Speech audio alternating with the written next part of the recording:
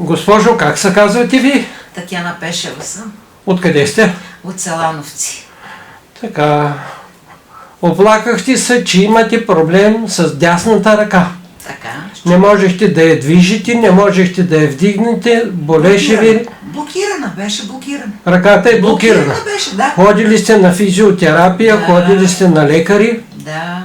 И нищо и половина. Временно, докато съм там. После... Колко време се аз мъчите? сега от януари месец. Така, сега 8 сме месеца. август. Сега сме август. 8 месеца. 8 месеца.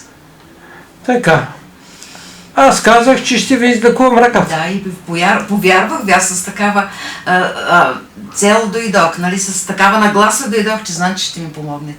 И без да пипам ръката, И без да пипате,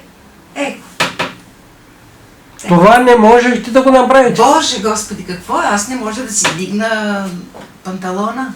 Какво друго? Вие въобще не можехте да движите ръка. Защо блокаж? Тя си беше като седем, че изсъхнала ръка. Не може да... Трябва да й помагам с другата ръка. Да. Да я повдигна. Сега можете и назад да я Сега движите, мога и можете назад, нагоре. Да. И тя за 8 месеца доста време се е обездвижила. Да, се обездвижила, да. Добре, каква е разликата? Огромна разлика има. Просто нямам думи, не мога да ви се отблагодаря. Това е. Ето. Тя За още ще някакви се си- раздвижи. За някакви си няма и 5 минути. За няма 5 минути. Няма 5 минути. Това е. Къде? Това не можехте да го Къде? направите. Това не.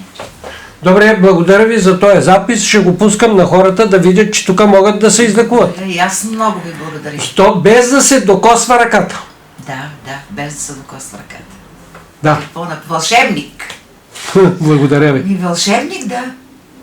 Това е... Не знам, нямам думи.